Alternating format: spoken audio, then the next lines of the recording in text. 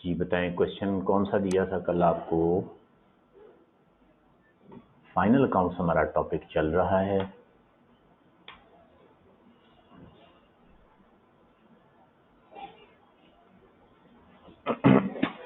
Question number था 8 और 2। ठीक है, दोनों ही statement of changes in equity के सवाल थे।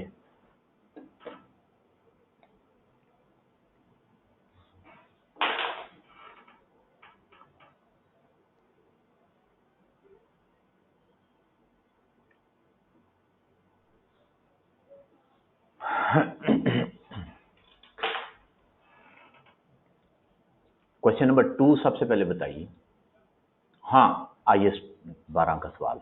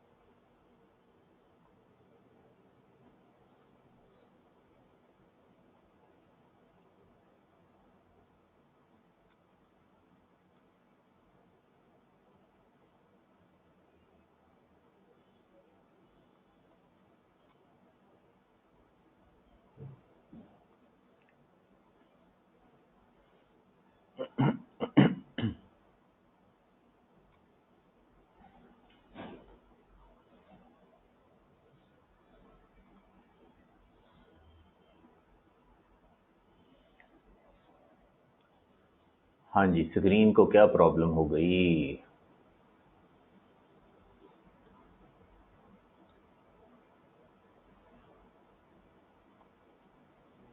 हाँ जी, कौन सा पॉइंट कहा था? डी वाला पॉइंट।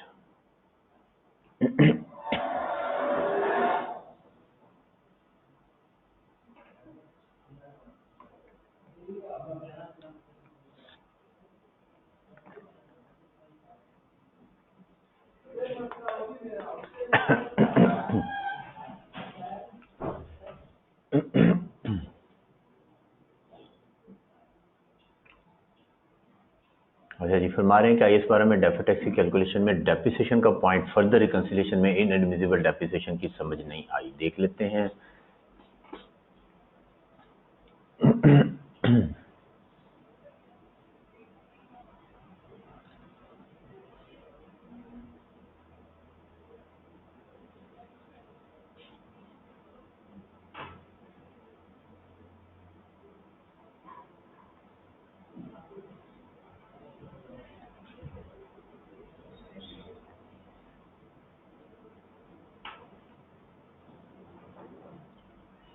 एक minute ji.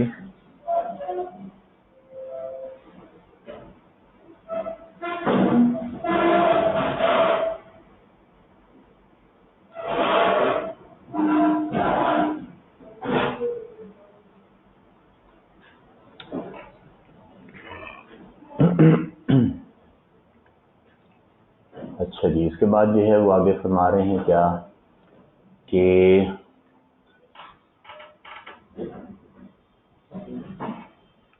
further why we not calculated tax base of asset and liability on the basis of point 4 information।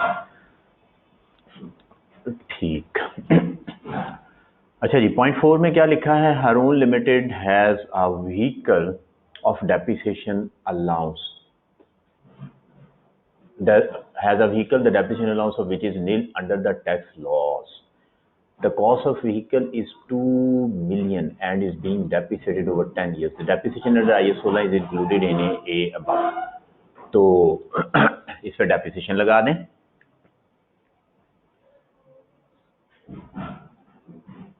किधर है जी?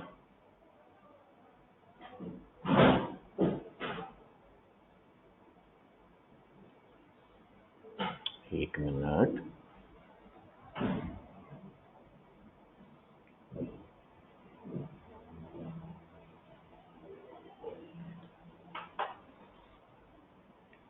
इस पे डेप्रिसिएशन कितनी बनती है?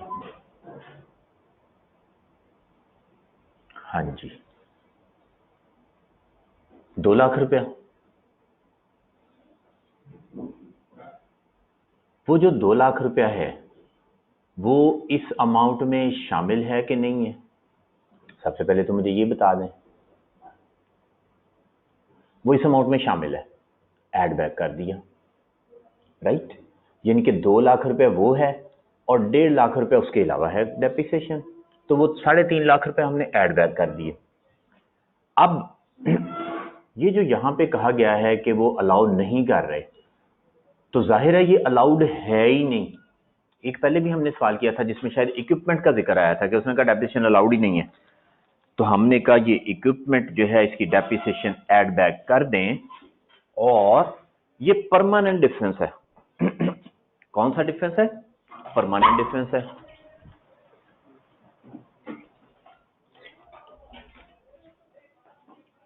तो जो परमानेंट डिफरेंस होता है उसकी टैक्स बेस वही होती है जो कैरिंग अमाउंट होती है। तो आप उसको चाहे डेफर टैक्स की कैलकुलेशन में लिख दें, जो कैरिंग अमाउंट हो वही टैक्स बेस लिख दें, ऐसे भी ठीक है, या उस आइटम को छोड़ ही दें, सिर्फ वो आइटम लिख लें जिनमें डिफरेंस है।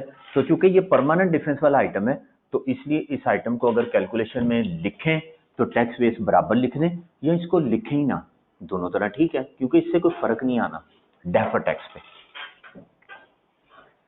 तो डेफर टैक्स में टेम्पररी डिफरेंस वाले आइटम लिखे जाते हैं। जी बताएं। और फिर एक बात और, जो परमानेंट डिफरेंस वाले आइटम होते हैं वो रिकंसिलिएशन में भी आते हैं।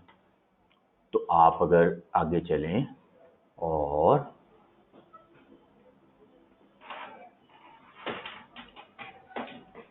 यहां पे आप जो है ये आप देखें, डेप्रिसिएशन 2 लाख, रेट कितना है? 34% होगा, तो उस पर जो है हमने ये ऐड बैक कर दिया। ये परमानेंट डिफरेंस पे जो टैक्स था वो हमने ऐड बैक कर दिया। एक्सपेंस पे जो टैक्स होता है वो ऐड बैक हो जाता है, मीन्स ऐड हो जाता है, उस पर टैक्स लग जाता है, क्योंकि जो परमानेंट डिफरेंस है उस पर टैक्स पे करना पड़ता है। तो ये परमानेंट डिफरेंस एक्सपेंस का है तो उस पर टैक्स पे करना पड़ गया, टैक्स लगा दिया हमने, तो ये रिकंसिलिएशन में भी डाल दिया हमने।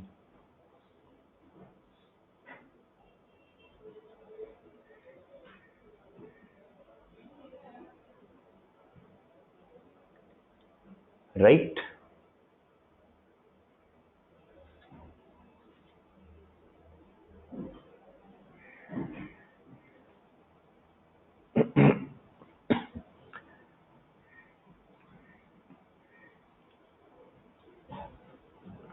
अगर टैक्स बेस ऑफ एसेट या लायबिलिटी अमाउंट में होगी, आप सब पूरा सवाल पूछें, क्या पूछा आपने? रिकंसिलिएशन में डेफर टैक्स 61,200 कैसे आया?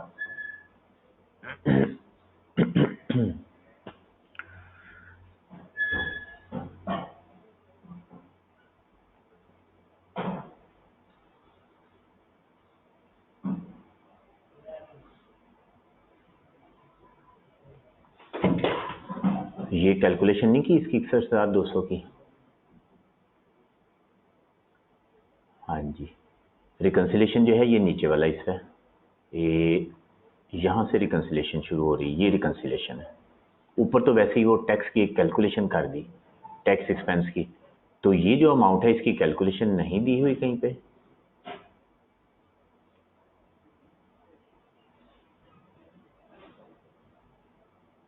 इसकी कैलकुलेशन नहीं है, इसकी कैलकुलेशन शो करनी चाहिए ना यहाँ पे।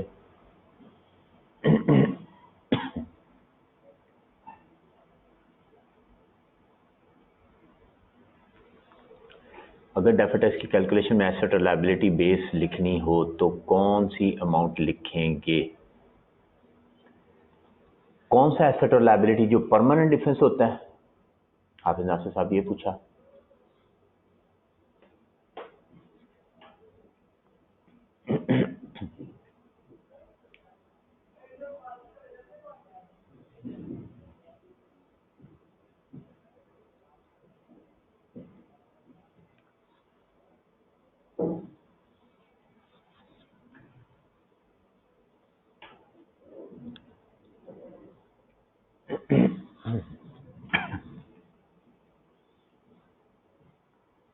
एक मिनट, अभी देख लेते हैं।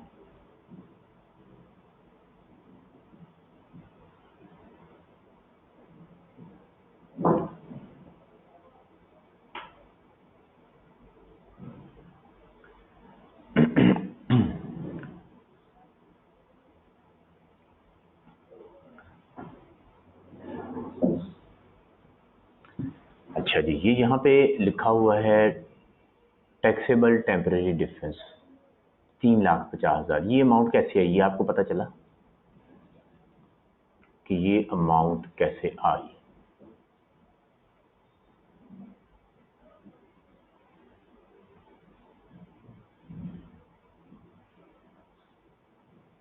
₹5,00,000 माइनस 1,50,000, ठीक है।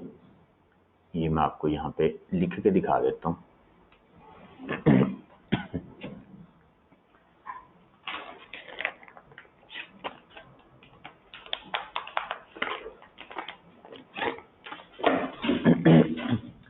हमने लिखने हैं टेम्परेरी डिफरेंस। क्या लिखने हैं? टेम्परेरी डिफरेंस लिखने हैं हमने।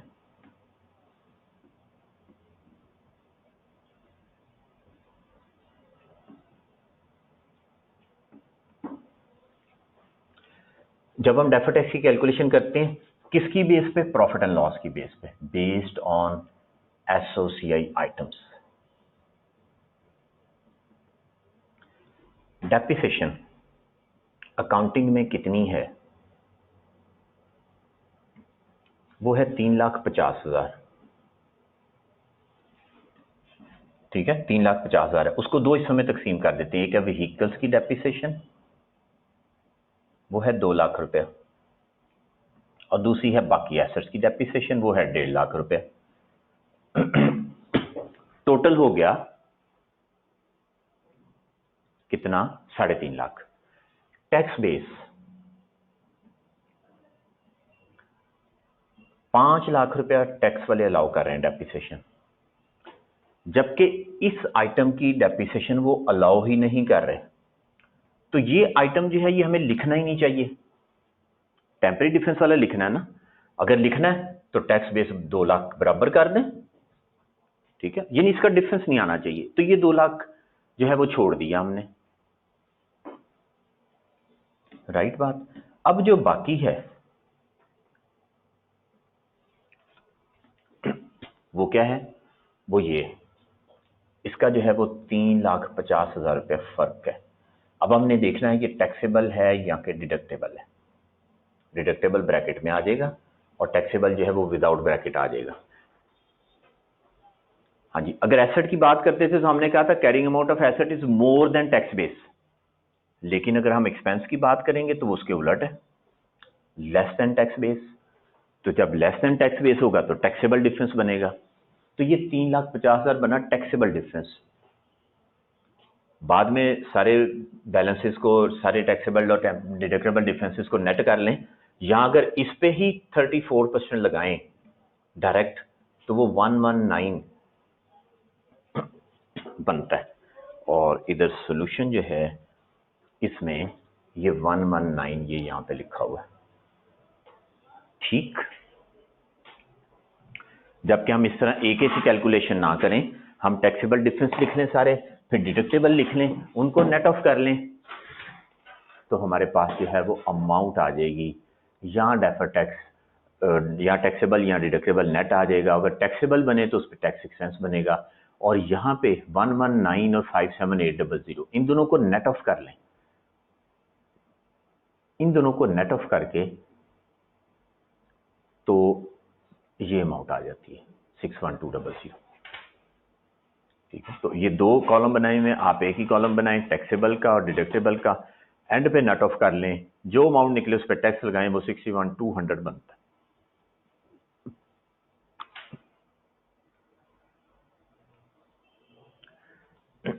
हाँ जी, कह रहे हैं कि हम फोर्थ पॉइंट में जो है वो नहीं निकाल सकते।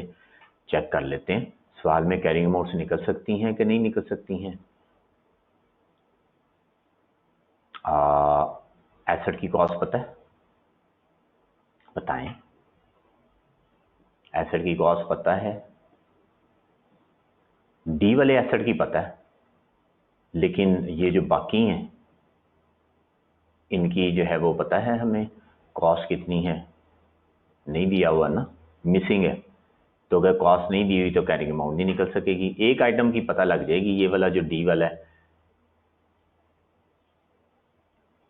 ठीक है, लेकिन उसका भी कि वो कब खरीदा था, पहला साल है तो फिर तो कैरिंग अमाउंट मिल जाएगी, और अगर कई साल हो गए तो वो भी हमें नहीं पता कि कितने साल हो गए। बाकियों की हमें जो है वो कैरिंग अमाउंट नज़र नहीं आ रही क्योंकि उनकी कॉस्ट गिवन नहीं है। तो यहाँ पे जो है वो फिर हमें प्रॉफिट एंड लॉस से चलना पड़ेगा।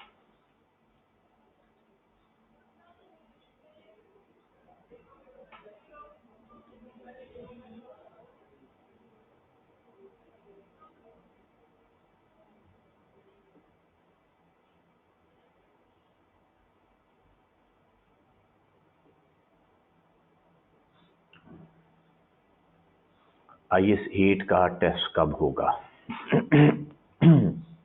आप अभी फरमाइए, हुक्म करें, कब रखना है टेस्ट IS 8 का, तो रख लेते हैं। IS 12 का तो हो गया ना, वो तो आपने डिस्कस भी कर लिया।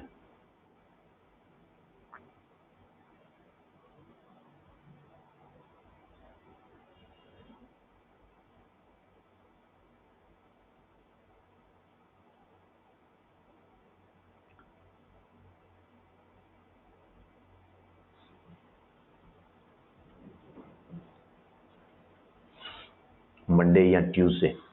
ट्यूसडे कर दें, चलें ट्यूसडे को डेट बताएं क्या होगी। 23 जुलाई होगी मेरा ख्याल है।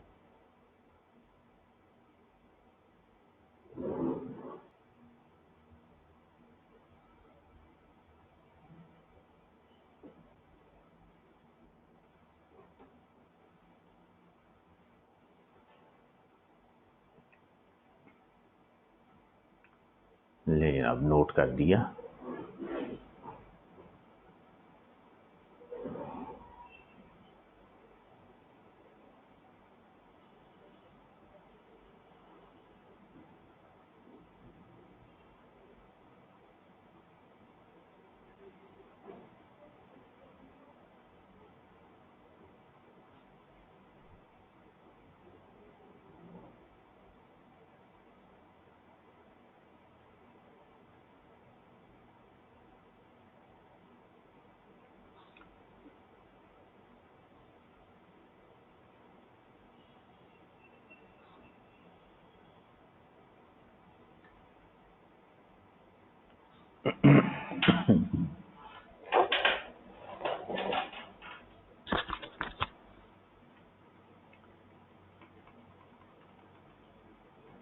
तो ट्यूसडे 23 को IS 8 का टेस्ट हो गया।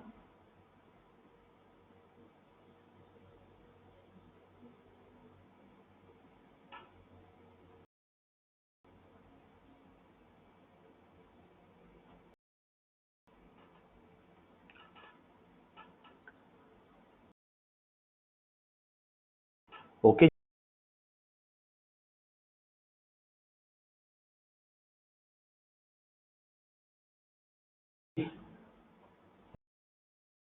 ले जी, जो IS 12 का गया। IS 1 question number 2।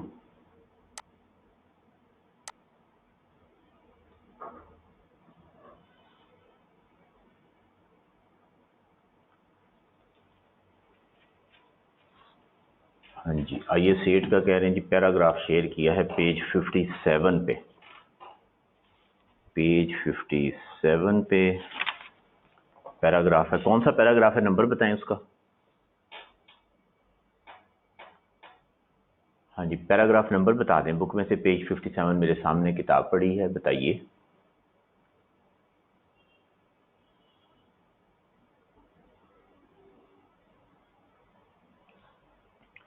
टू 2.3.2।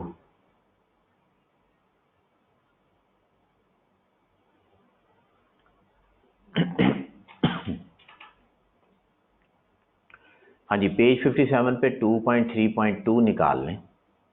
लिखा हुआ following are not considered as changes in accounting policies. Application of an accounting policy for transactions, other events or conditions that differ in substance from those previously occurring. For example, loans were used for qualifying assets first time in current year. Previously, loans were used for purchase of vehicles and furniture. हमने loan लिए पहले और उनको जो है हम use करते रहे, फर्नीचर खरीद लिया, गाड़ी खरीद ली, हमें बोरिंग कॉस्ट कभी कैपिटलाइज करने की जरूरत पेश नहीं आई क्योंकि ये क्वालिफाइंग एसेट थे ही नहीं। इस साल हमने जो है वो क्या किया, हमने लोन लिया और एक बिल्डिंग बनानी शुरू कर दी। तो अब क्या करेंगे, अब हम जो है वो बोरिंग कॉस्ट को कैपिटलाइज करेंगे।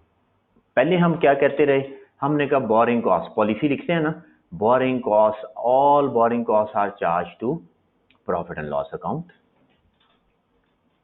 और इस साल पॉलिसी क्या लिखेंगे कि borrowing cost incurred on qualifying assets are capitalized whereas all other borrowing cost are charge to associate. ठीक होगी बात, ये समझ आ गई? इसी तरह करेंगे ना।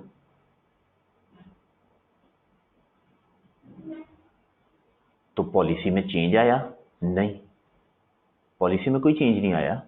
एक आइटम पहले था ही नहीं, अब वो आइटम पहली दफा आया है तो उसकी पॉलिसी हमने नई बता दी। पहले हम लिखते रहे borrowing cost charge to associate, अब हमने लिखा borrowing cost on qualifying assets are charge are capitalized. तो चेंज कोई नहीं किया हमने, बात ही पहली दफा हो रही है, तो इसे चेंज इन अकाउंटिंग पॉलिसी नहीं कहते। राइट, चलें, यही लिखा हुआ था बस।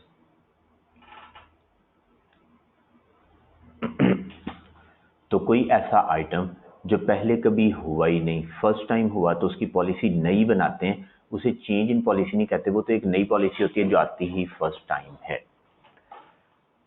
अच्छा जी, इसके बाद जो है वो एक और सवाल पूछा गया, वो ये है कि ट्रांसफर टू जनरल रिजर्व पिछले साल हमने अनएडजस्टेड प्रॉफिट पे कर दिया, वो मैंने आपको कल ही बता दिया था कि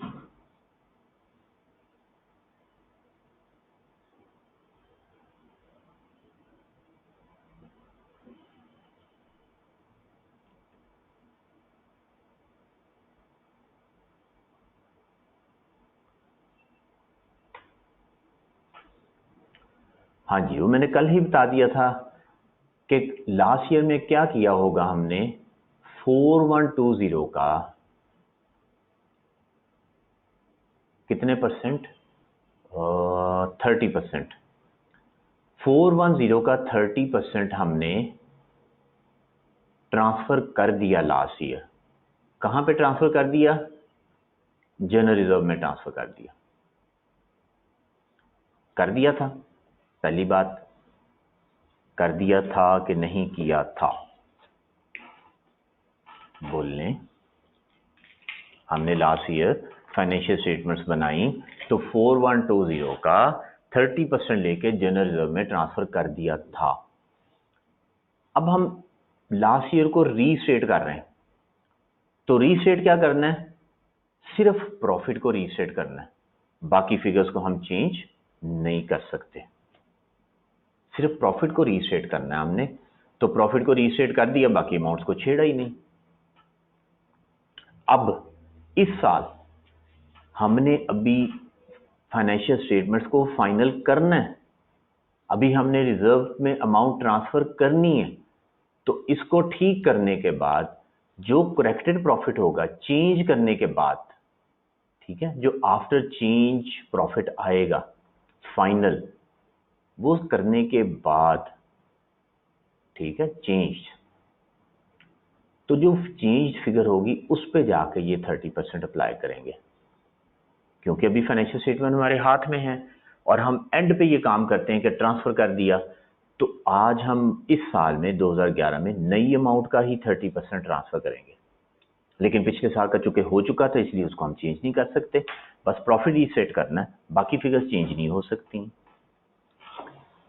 क्लियर? तो ये बात कल बताई थी।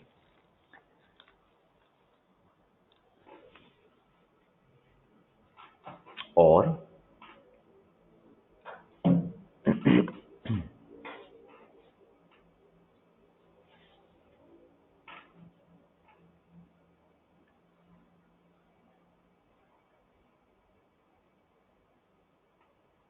हाँ जी, क्वेश्चन 2 क्लियर।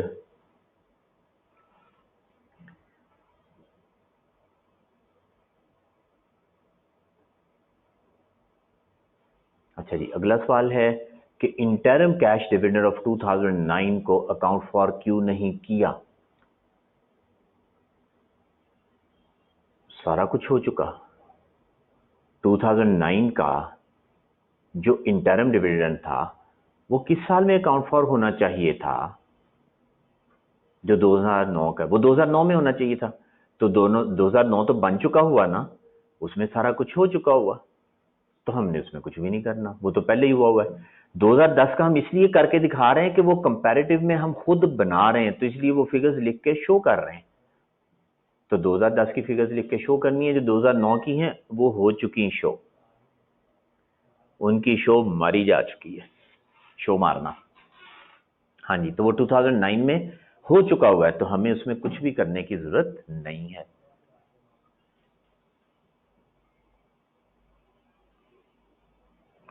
और सवाल?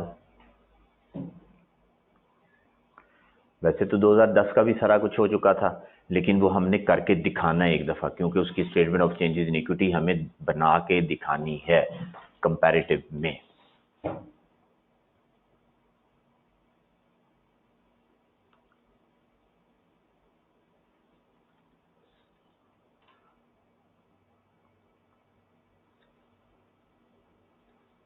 हाँ जी, और कोई सवाल क्वेश्चन नंबर 2 में?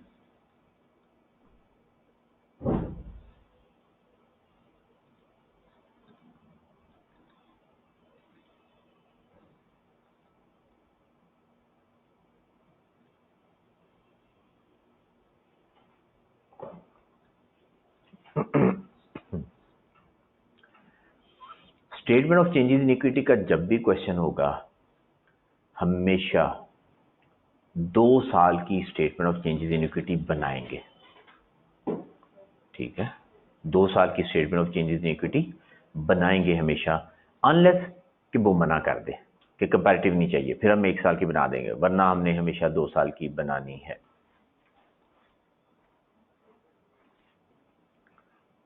राइट।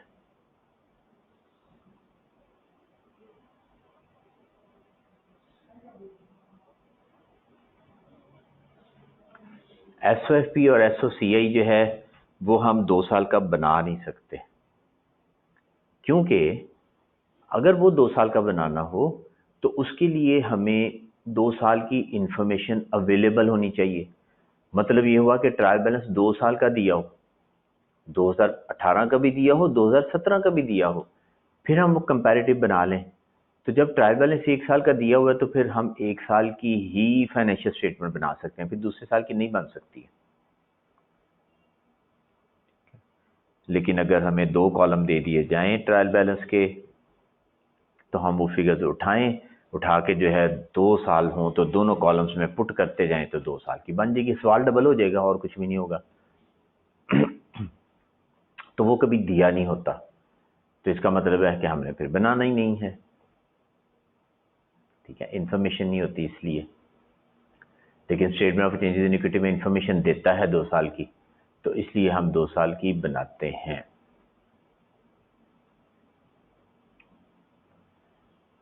हाँ जी, एरर में तो शो करके दिखाना ही होता है ना कंपैरेटिव, तो इसलिए वहां पे वो 2 साल लाजमी देता है आपको इंफॉर्मेशन, ताकि आप कंपैरेटिव भी बना लें।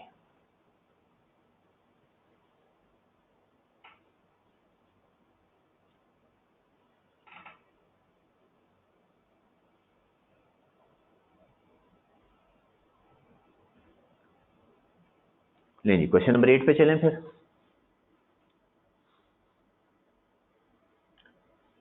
Question number 8।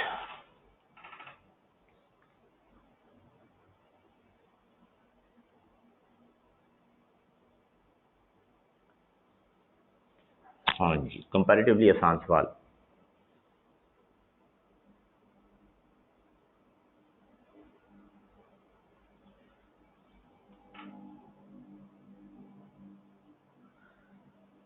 अच्छा, ये चीजें समझ आ गई थी जो अदर कंप्रीहेंसिव लिखी हुई हैं।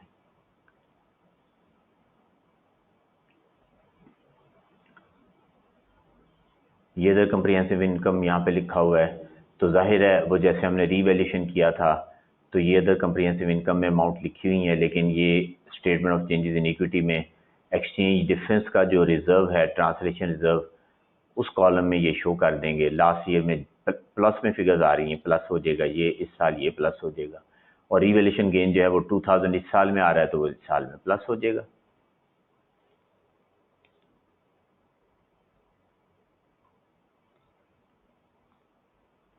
तो जैसे यहाँ पे किया बिल्कुल इसी तरह क्वेश्चन नंबर 8 में भी कुछ दिया हुआ है। अच्छा जी, क्वेश्चन नंबर 8 में क्या फरमा रहे हैं कि डेप्रिसिएशन ऑफ प्लांट की समझ नहीं आई।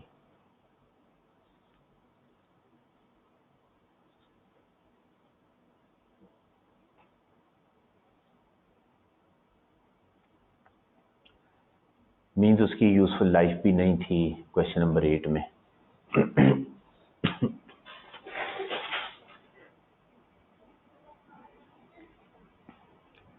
हाँ जी, यहाँ पे उसने बताया कि दिसंबर 2012 में हमने इंस्टॉलेशन कंप्लीट की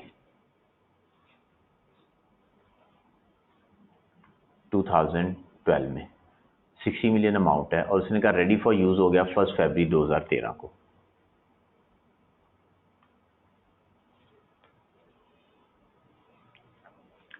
इससे आगे, however depreciation for the year ended 31 December 2013 amounting to 4.5 million was worked out from the date of production, that is 1st April 2013. The mistake was corrected by adjusting the profit and loss account for the year ended 31 December 2014.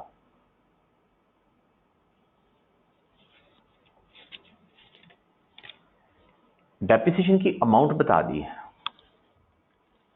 4.5 million की depreciation थी, 4.5 million की depreciation थी जो हमने charge की, कब से? 1 अप्रैल 2013 से चार्ज की। जबकि चार्ज कब से करनी चाहिए थी? हाँ जी, ये बता दें मुझे, कब से चार्ज करनी चाहिए थी? 1 फरवरी से चार्ज करनी चाहिए थी, क्योंकि रेडी फॉर यूज जब हो जाए तो तब से हम जो है वो डेप्रिसिएशन चार्ज करते हैं। उसने प्रोडक्शन डेट से शुरू किया तो गलत किया। अब हमें रेट नहीं पता, हमें जो है वो लाइफ नहीं पता, कुछ भी नहीं पता, तो कोई बात नहीं। गलती क्या की हमने डेप्रिसिएशन लगाई है अप्रैल से दिसंबर तक, 9 मंथ्स की, लगानी थी 11 महीने, तो 4.5 को 9 पे डिवाइड कर लें, पर मंथ हमारे पास डेप्रिसिएशन आ जाएगी, पर मंथ डेप्रिसिएशन आ जाएगी। 2 महीने की नहीं लगाई हुई, तो वो जो पर मंथ डेप्रिसिएशन आ जाए उसको 2 महीने से मल्टीप्लाई करें, आपके पास अमाउंट आ जाएगी, 3 डेप्रिसिएशन और लगा दें, बस।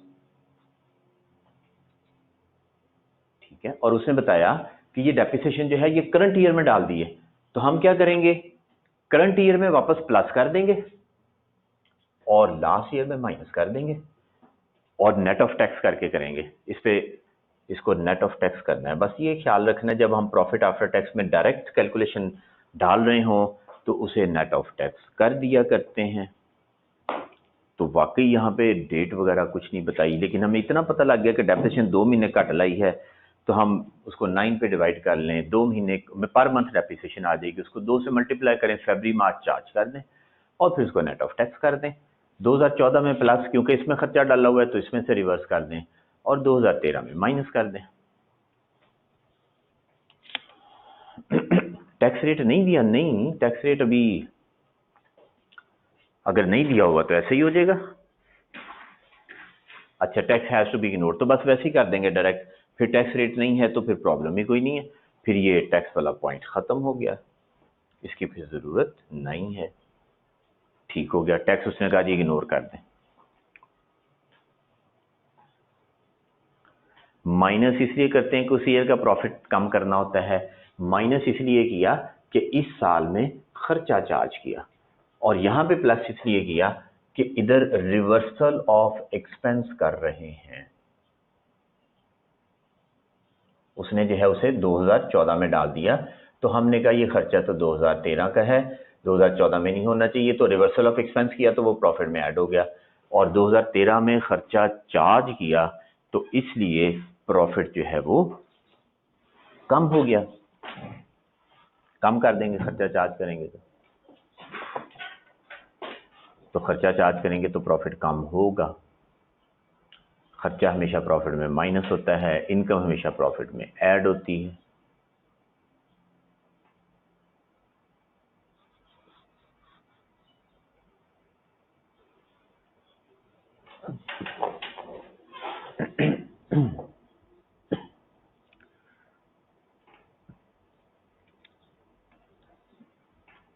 जी, क्वेश्चन नंबर 8 में कोई और बात?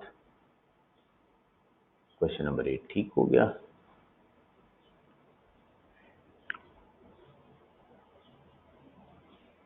इसके बाद है क्वेश्चन नंबर 11। क्वेश्चन नंबर 11 में भी statement of changes in equity मांगी हुई है, तो एक क्वेश्चन नंबर 11 करना है आपने।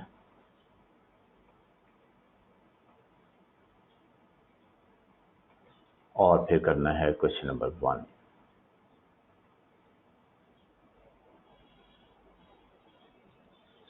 Seven and 11। 7 में क्या था?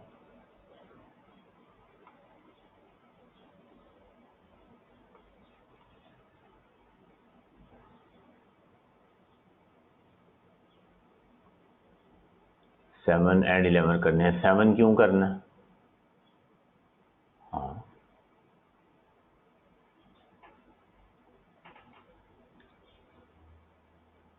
हाँ जी, 7 क्यों करना है? कहा था मैंने 7 किया जा सकता है, लेकिन 7 क्यों? 1 एंड 11। अच्छा, स्टार्ट ऑफ सेशन हो गया था, ठीक है। क्वेश्चन 1 हमने कर लिया हुआ है, बता दें। अच्छा, क्वेश्चन 1 कर लिया हुआ है, चले। फिर देखते हैं अभी कोई सवाल हमने नहीं किया। नहीं, मुझे ये बताएं, ये क्वेश्चन 1 हमने स्टार्ट ऑफ सेशन पे कब किया था? जब हमने उस वक्त फाइनल अकाउंट डिस्कस किया था, उस वक्त किया था। कोई बात नहीं, अभी दोबारा कर लीजिएगा, ठीक है, एक दफ़ा प्रैक्टिस हो जाएगी, ठीक है।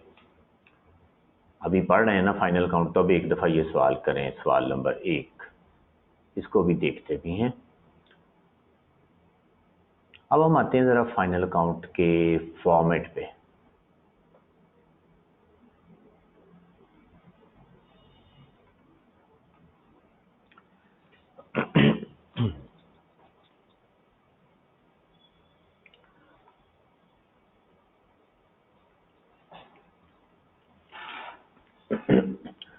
हाँ जी, फॉर्मेट की बात करते हैं।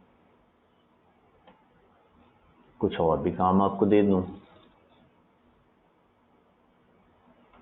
Chapter number 2। जाहिर है कल का दिन नहीं गुजरेगा आपका, अब तो कोई मैच भी नहीं है देखने वाला, अब तो कोई फिक्स मैच भी नहीं है देखने वाला, कोई प्री डिसाइडेड मैच भी नहीं है देखने वाला, ना फीफा वर्ल्ड कप का और ना आईसीसी वर्ल्ड कप का।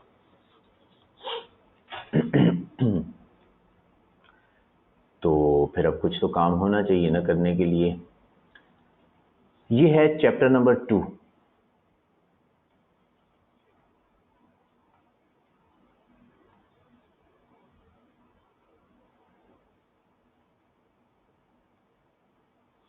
खुद खेलते हैं, तो शवेद साहब क्या खेलते हैं?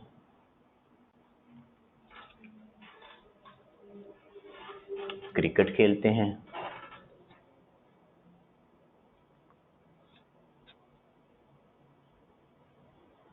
हाँ जी, बताया ही नहीं शवेद साहब ने क्या खेलते हैं, जल्दी से बताएं क्या खेलते हैं। बताने वाली नहीं है। कौन सा खेलते हैं? बाला बाउल खेलते हैं। वो क्या चीज़ है? चेस खेलते हैं, लूडो खेलते हैं। अच्छा, आप ऐसे गेम वो खेला करें जिसमें थोड़ी सी आपकी फिजिकल एक्सरसाइज हो, ठीक है, जिसमें आपकी जो है वो फिजिकल एक्सरसाइज हो। गेम ऐसी खेलें जिसमें थोड़े टाइम में ज़्यादा एग्जर्शन हो जाए, और आप क्योंकि टाइम बड़ा इंपॉर्टेंट, आप क्रिकेट खेलेंगे तो वो जाहिर है कि क्रिकेट जो है उसका वो कूड़ा क्रिकेट भी आखते हैं लोग, सॉरी नहीं ऐसे नहीं कहना चाहिए, बहुत अच्छी गेम है, बड़े बड़े दुनिया के खिलाड़ी खेलते हैं। तो डिपेंड करता है हमारे पास टाइम कितना है। अगर हम क्रिकेट खेलते हैं तो सुबह शुरू करेंगे, शाम तक पता नहीं वारी आए ना आए। फिर एक और भी बड़ा मसला होता है कि टास होता है, तो जो टास जीत जाए तो दूसरे मानते नहीं है, वो कहते हैं टास दोबारा होना है, क्योंकि प्रॉब्लम ये होती है कि वारी लैके भज जाते हैं लोग, ठीक है। 10-15 ओवर का मैच हुआ, वारियां लीतियां, उसके बाद जब दूसरी बारी शुरू हुई तो लड़ाई पा देते थे, दौड़ गए, वारी नहीं आती। तो इसलिए फिर ये जो गली महल्ले में क्रिकेट खेलते हैं उसमें वो टास 6-6 दफ़ा करना पड़ता है, जब तक असी नहीं जितांगे टास तो उस तक जड़ा ना हो। तो ये तो है ही नहीं ना कि टास जित के दूजे को तुसी खेडो, उन्होंने खेडना असी वारी लैनी, वारी लैके उसके बाद फिर लड़ाई झगड़ा किया तो करो करी। अच्छा जी, तो आपके पास इतना टाइम नहीं है कि आप जो है वो कई कई घंटे जो है वो खेल सकें। आप खेला करें ऐसी गेम, जैसे फुटबॉल खेल लिया, 15-20 मिनट खेडिया, दौड़ लगी, 3-4 ग्राउंड के चक्कर लगे तो उत्थे बंदा आराम नाल घर जाए तो चलो जी तसल्ली हो जाए बंदे की। या बंदा जो है वो खेल ले, टेबल टेनिस हो गया, ठक ठक ठक ठक फटाफट। या बंदा खेल ले लॉन टेनिस, वो भी ठीक है, बैडमिंटन खेल ले। और भी है बंदा जो है वो खेल ले, वो जो होता है पिट्ठू गोल गरम, ठीक है। फिर जो है वो बांदर किला, आती हैं ये गेमें आपको कि नहीं आती?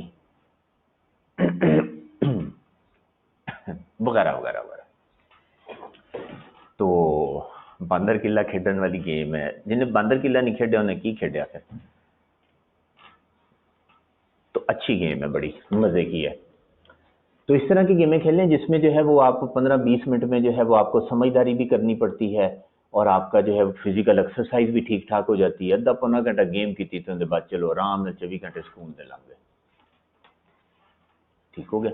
जो कंप्यूटर पे, तो हाँ, तो जो कुट पैंदी बांदर किले च उंदा ही तो मजा होंदा सारा, ठीक है। तो आप जो है वो फिर कुट चाड़ने वालों में शामिल हुआ करें ना, ठीक है। नहीं तो उसका तरीका होता है, आप देखें जब थोड़ी जुतियां रह गई हैं तो रसा छुट सटो तो भज जाओ, हाथ ही लगाना होता है ना जाके किसी दीवार को, तो बस जल्दी बंदा दौड़ लगा दे। ये तो फिर समझदारी देखनी होती है ना कि अब जो है वो करीब है। पहली बात ये है कि आप जो है वो इतना आपका ये तो कंट्रोल चेक होता है बंदे का, ठीक है, कि आप कंट्रोल कर पाते हैं कि नहीं कर पाते। जो जुतियां पड़ी हैं लोग वो कैसे लेके जाएंगे, बल्कि जो जुती मारे वो भी कैच करके वहां रखते जाएं। तो यही तो सारा इम्तिहान होता है, समझदारी का भी मुजाहिरा, जुतियां भी सारी रोकनी। तो जब जुतियां आपकी खत्म नहीं होगी तो कुट कहाँ से पड़ेगी? तो फिर इसका मतलब आप जो है वो महारत नहीं है आपको खेलने में। चलें जी, आगे चलते हैं, काम करते हैं अपना जो करने वाला है।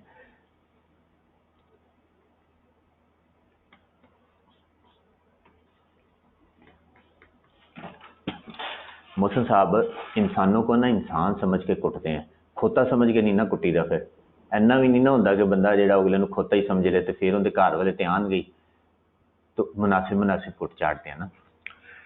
लो जी अच्छा जी, ठीक है, आगे चलते हैं। ये चैप्टर नंबर 2 है, इसमें कुछ बातें की हुई हैं।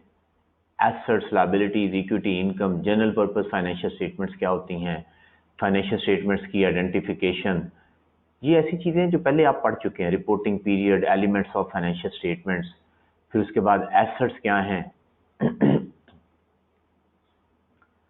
फिर लायबिलिटीज क्या हैं, ठीक है, इक्विटी क्या है, इनकम क्या है, एक्सपेंस क्या है। फिर उसके बाद जो है आगे फिर दोबारा से शुरू हो गया, कॉन्सेप्ट्स आ गए, फेयर प्रेजेंटेशन,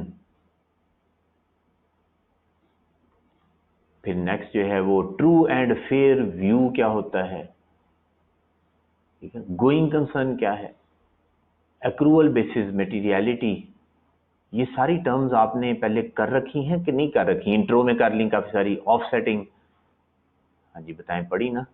तो ये काफी सारी चीजें ना, बल्कि ये सारी हो चुकी हुई हैं। Frequency, comparative information, consistency of audit में भी कर रहे हैं। फिर आगे जाके वो बता रहा है current non current assets liabilities क्या होते हैं, ठीक है। Current liabilities, non current liabilities, उसके बाद जो है वो कौन कौन से हेड्स होते हैं, ये बैलेंस शीट के हेड्स बता दिए कुछ। फिर आगे चल के जो है वो शेयर कैपिटल एंड रिजर्व्स का जिक्र कर दिया।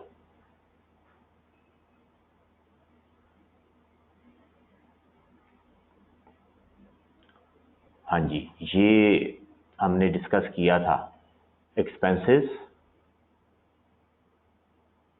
एनालिसिस बाय फंक्शन या nature of expenses. Analysis of function ये है जो हम रूटीन में बनाते हैं, जीपी निकाल दिया, प्रॉफिट बिफोर टैक्स निकाल दिया, फिर उसके बाद प्रॉफिट आफ्टर टैक्स आ जाएगा। और नेचर ऑफ एक्सपेंसेस ये शुरू में डिस्कस किया था हमने। नेचर ऑफ एक्सपेंसेस में क्या होता है, रेवेन्यू सारा इकट्ठा कर दिया, उसके बाद एक्सपेंसेस सारे इकट्ठे कर दिए और बस प्रॉफिट की एक फिगर निकाल दी, ठीक है। खर्चे सारे इकट्ठे लिख दिए, कोई जीपी नहीं, कुछ नहीं।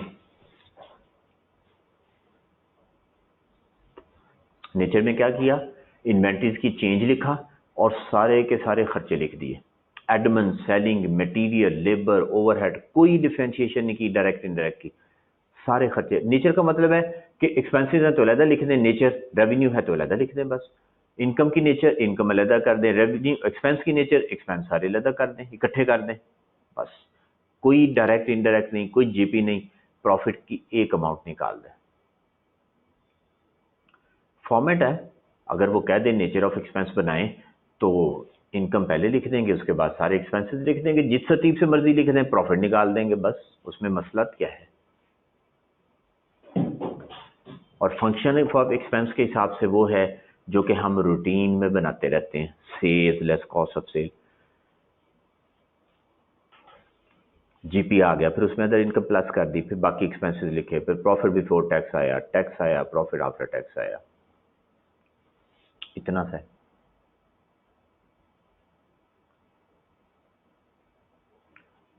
तो आज का आपका होमवर्क ये होगा, ये statement of changes in equity, ये तो हमने बड़ी डिटेल से कर ली, उसने बता दिया इसमें क्या क्या चीज़ें आती हैं, वो सारा हमने कर लिया। ये चैप्टर नंबर 2 जो है।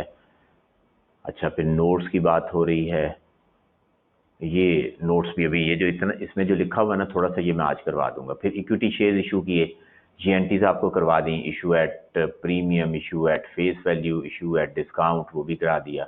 फिर बोनस इशू की एंट्री वो भी कर ली हमने।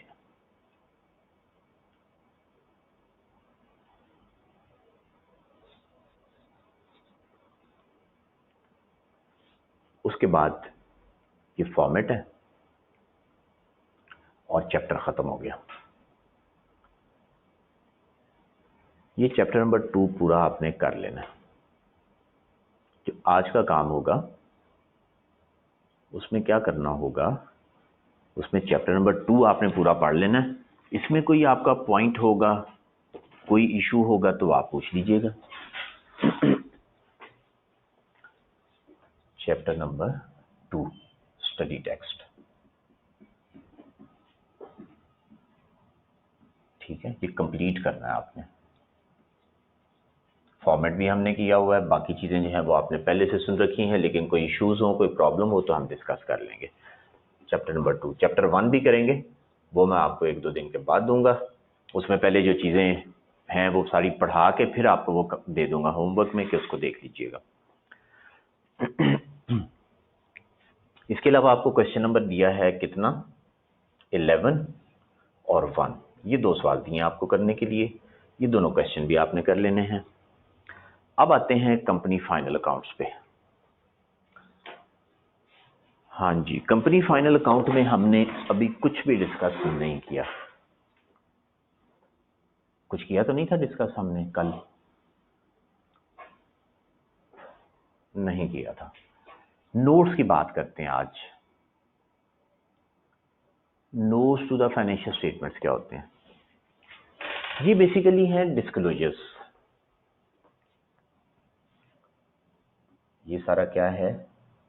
ये है डिस्क्लोजर्स। डिस्क्लोजर्स होते हैं कि हम यूजर्स को इंफॉर्मेशन कन्वे कर रहे हैं ऑर्गेनाइजेशन के बारे में, कि उसको ऑर्गेनाइजेशन के बारे में इंफॉर्मेशन मिल जाए। User, whether user is bank, share holder, lender, customer, creditor, economist, government, etcetera, whoever the user is, we are going to communicate, to convey the informations related to the business.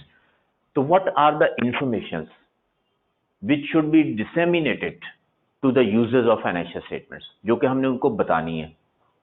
उसके लिए कल बात की थी मैंने कि कंपनीज एक्ट है 2017, उसमें 4/5 स्केड्यूल है और IFRS हैं। इतनी बात हो गई थी ना। सबसे पहले बताना है कंपनी क्या है, उसका बिजनेस क्या है। लिस्टेड कंपनी है स्टॉक एक्सचेंज पे और engage in the business of manufacturing of leather products, manufacturing of shoes, manufacturing of chemicals, pharmaceutical company, etcetera, जो भी है बता देंगे। नेक्स्ट है स्टेटमेंट ऑफ कंप्लायंस। ये चीजें सारी आपको याद करनी है।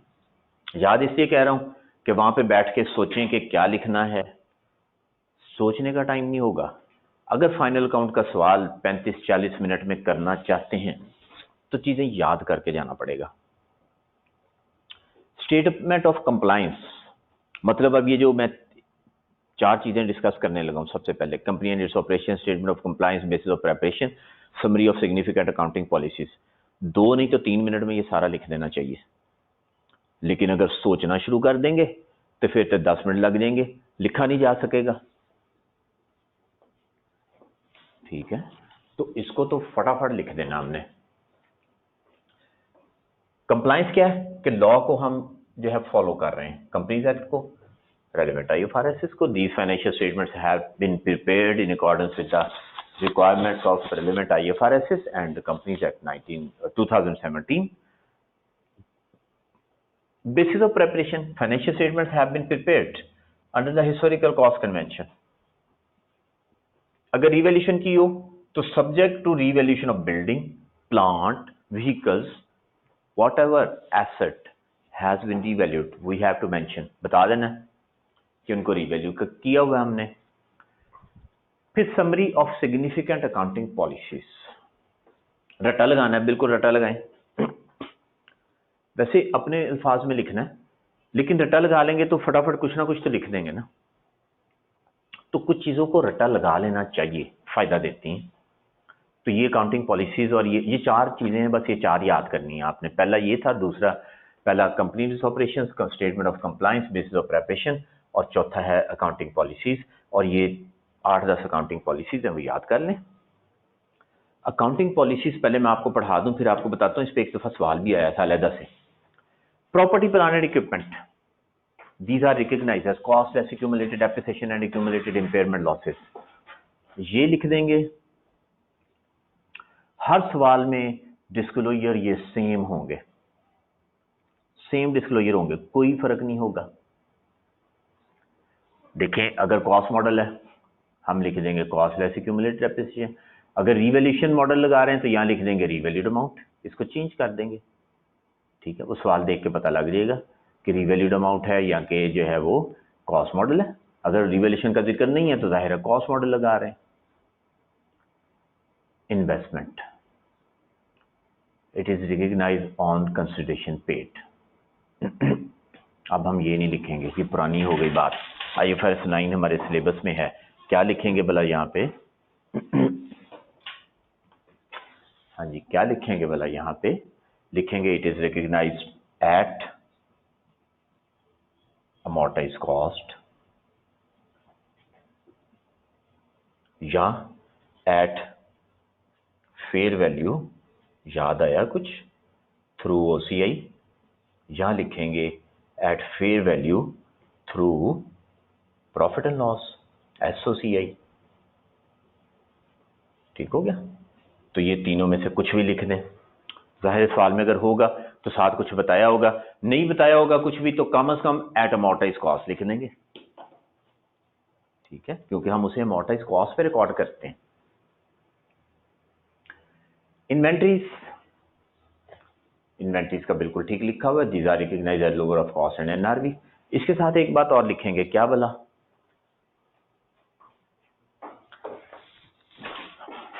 हाँ जी, इसके साथ एक बात और लिखेंगे इन्वेंट्री के साथ, वो क्या लिखनी है भला, IS2 पढ़ा होगा आपने,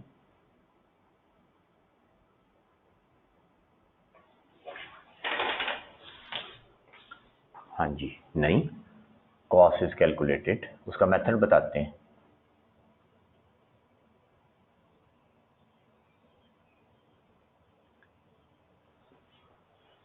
cost is calculated using weighted average method या फाइफो मेथड, साथ उसका मेथड बताते हैं, ठीक है। Cost is calculated using FIFO, चलिए कुछ भी लिख देंगे। डेटर्स बिल्कुल सही लिखा हुआ है, इनवाइस वैल्यू कोई प्रोविजन हो माइनस कर देते हैं, बैडर्स राइट ऑफ कर देते हैं। क्रेडिटर्स फेयर वैल्यू पे, परचेज प्राइस पे लिखते हैं। ट्रांजैक्शन कॉस्ट वही उसकी परचेज प्राइस होती है। Provisions when the company has a legal और कंस्ट्रक्टिव ऑब्लिगेशन, ये भी हमें पता है, ये 37 का। डेफर्ड कॉस्ट ये आमतौर पे नहीं होता सवाल में, लेकिन अगर हो तो लिख देंगे। डेफर्ड कॉस्ट क्या है, कोई खर्चा है, हमने उस खर्चे को एक्सपेंस लिखने की बजाय क्या लिखा, हमने उस खर्चे को एसेट बना दिया, है एक्सपेंस था, एसेट बना दिया। एसेट बना दिया तो फिर उसको जो है वो चार्ज करना है प्रॉफिट एंड लॉस में, कितने सालों में, 5 साल, 3 साल, तो साथ ही लिख देंगे डेफर्ड कॉस्ट। उसको जाहिर है फिर बैलेंस शीट में लिखा, उसको डेफर्ड कॉस्ट लिखा, तो जब उसको डेफर्ड कॉस्ट लिखा तो फिर साथ ये भी बताएंगे कि वो कितने सालों में अमोर्टाइज होगा। डेटर्स में गुड डेट्स का भी कुछ लिखना होगा, बिल्कुल लिखना होगा। मैं आज ये डिस्क्लोजर बता रहा हूं, इससे आगे फिर बताऊंगा शेयर कैपिटल के डिस्क्लोजर्स क्या हैं, लायबिलिटीज के डिस्क्लोजर्स क्या हैं, फिर एसेट के डिस्क्लोजर्स क्या हैं, फिर डेटर्स की बारी आएगी, फिर डेटर का भी बताऊंगा कि उसमें गुड डेट्स होते हैं, डाउटफुल डेट्स होते हैं, वो सारे अलग अलग बताने होते हैं, सिक्योर्ड, अनसिक्योर्ड, ये सारी चीजें तरतीब से चलेंगी। ये आज डिस्क्लोजर बताने शुरू किए, 2 दिन कम से कम हमें लग जाएंगे डिस्क्लोजर डिस्कस करते हुए। डेफर्ड कॉस्ट की एग्जांपल जो है प्रॉपर्टी प्लांट एंड इक्विपमेंट, नहीं प्रॉपर्टी प्लांट एंड इक्विपमेंट नहीं होता, ये मैंने बताया ना, ये डेफर्ड कॉस्ट आइटम होता नहीं है वैसे, लेकिन अगर होगा तो वो कोई खर्चा होगा, वो कहेगा ये डेफर किया हुआ है। ये जिस ICAP स्टडी टैक्स में भी दिए हुए हैं डिस्क्लोजर्स, जो अभी मैं बता रहा हूँ, चैप्टर नंबर 1 में दिए हुए हैं, और हमारी जो किताब है पैक की उसमें भी दिए हुए हैं IS1 वाले टॉपिक में, ठीक है। लेकिन ये आपको इधर से ही देखने हैं, वहां पे सिर्फ ये बताया हुआ डिस्क्लोजर देने हैं, यहाँ पे करके दिखाए हुए हैं। ये जो डेफर्ड कॉस्ट है, इसका डेफर्ड टैक्स एसेट से भी कोई ताल्लुक नहीं है, ठीक है, इसका डेफर्ड टैक्स एसेट से भी कोई ताल्लुक नहीं है, सही। किसी सवाल में आएगा तो देख लेंगे।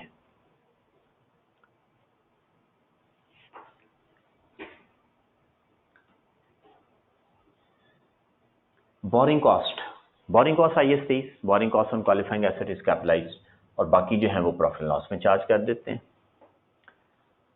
रेवेन्यू डिस्पैच ऑफ गुड्स पे कर दें, डिलीवरी ऑफ गुड्स पे कर दें, जो मर्जी है। टैक्सेस, इनकम टैक्स ऑर्डिनेंस,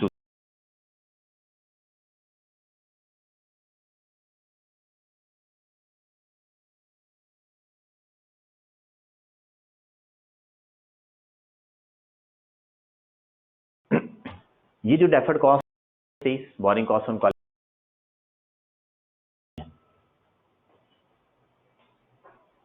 ठीक है, इसका डेफर्ड टैक्स एसेट से भी कोई ताल्लुक नहीं है, सही। किसी सवाल में आएगा तो देख लेंगे।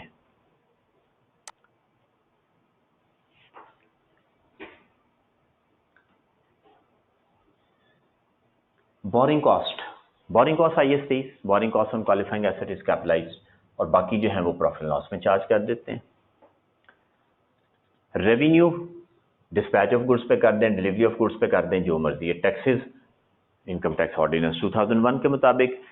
ये अकाउंटिंग पॉलिसीज की तरतीब, ये जो हमने 10 पॉलिसीज अभी लिखी, ये आगे पीछे हो जाए कोई मसला नहीं है, कोई भी तरतीब हो जाए, नो मैटर। ठीक, अब बात करते हैं issued, subscribed and paid up capital की। कितने कैश के अगेंस्ट इशू किए, कितने अदर देन कैश इशू किए, और कितने बोनस शेयर्स हमने इशू किए। 3 चीजें बतानी। अगर सवाल में इंफॉर्मेशन होगी तो ये शेयर कैपिटल का डिस्क्लोजर बनेगा, और अगर इंफॉर्मेशन नहीं होगी तो ये शेयर कैपिटल का डिस्क्लोजर नहीं बन सकेगा। राइट शेयर्स अलहदा से नहीं बताते, राइट शेयर्स तो इसी में होंगे ना, कैश के अगेंस्ट आ रहे होंगे तो वो कैश में आएंगे। ठीक है, राइट शेयर्स कैश के अगेंस्ट होते हैं ना, तो वो कैश में आएंगे, अलहदा से नहीं बताने की जरूरत होगी। बस 3 इसकी क्लासेस, 3 जो है वो इंफॉर्मेशन देनी है। कैश यानी जो कैश के अगेंस्ट है उसकी एंट्री क्या होगी, बैंक डेबिट होगा, शेयर कैपिटल क्रेडिट होगा। जो अदर देन कैश है वो क्या होगा, कोई बिल्डिंग खरीदी और शेयर्स दे दिए तो बिल्डिंग डेबिट, कैश क्रेडिट और share capital credit.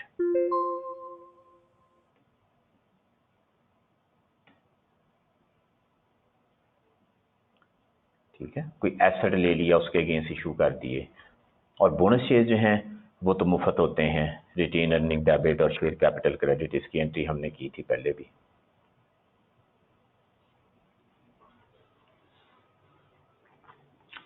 Subscribe shares कौन से होते हैं? हाँ, इन 3 टर्म्स का मतलब बता देता हूं। इशूड, सर्टिफिकेट्स इशू कर दिए, सब्सक्राइब पैसे दे दिए, पेड अप पूरे पैसे दे दिए। सब्सक्राइब का मतलब पैसे दे दिए, ओके। पेड अप पूरे पैसे दे दिए।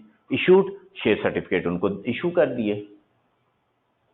3 डिफरेंट टर्म्स हैं, लेकिन होती एक ही चीज है कि हम बताते हैं ये सब्सक्राइब्ड हैं, पैसे जो लेने थे वो आ गए। दूसरा पेड अप है, पूरे पैसे आ गए, कोई बाकी पैसे नहीं रहते। और इशूड, शेयर सर्टिफिकेट उनको एक्नॉलेजमेंट के तौर पर दे दिए हुए। राइट, चलिए लॉन्ग टर्म लोन, आखिरी बात करने लगे हैं। लॉन्ग टर्म लोन 2 डिस्क्लोजर बस आज बता रहा हूं आपको। एक तो वो जनरल है ना, हाँ जी, एक ही चीज है, बताया ना मैंने कि पैसे ले लिए, पूरे ले लिए, शेयर सर्टिफिकेट भी दे दिए, तो एक ही चीज हो गई ना। सिर्फ ये 3 पॉइंट एम्फेसाइज किए कि ये तीनों काम हो चुके हैं। हाँ जी, तो इसीलिए जो है वो बता रहे हैं ना हम कि पेड अप हैं, फुली पेड हैं। पार्टली पेड शेयर्स तो अलाउड ही नहीं है, यानी ये नहीं है 10 रुपए का शेयर आपने 9 रुपए ले लिए, 1 रुपया बाकी रहता है, नहीं, आप डिस्काउंट पे दे दें, ओके, खत्म हो गया। लेकिन पार्टली पेड शेयर्स नहीं होते, पैसे जितने लेने से ले लिए, ये मुराद है पेड अप से, कि जो पैसा लेना था वो ले लिया। लोन का नोट कब लिया, कहां से लिया,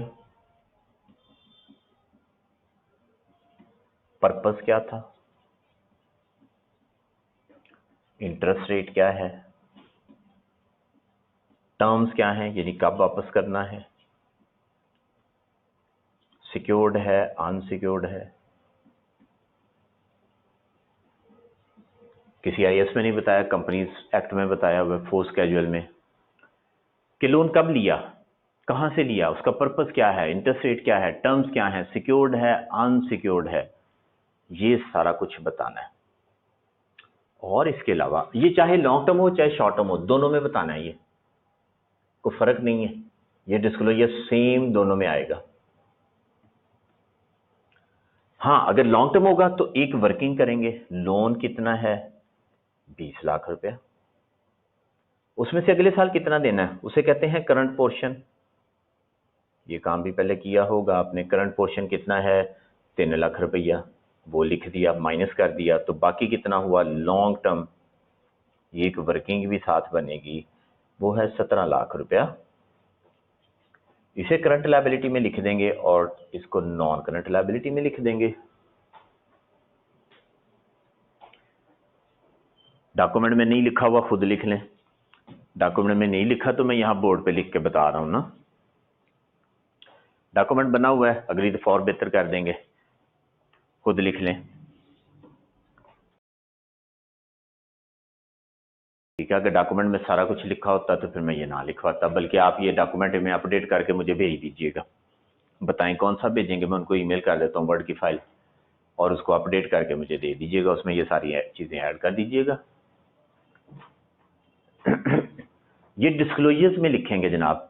अभी नोट्स शुरू हो गए ना, नोट्स जो है वो फाइनेंशियल स्टेटमेंट बनाने के बाद बन रहे हैं, तो नोट्स में लिखते हैं।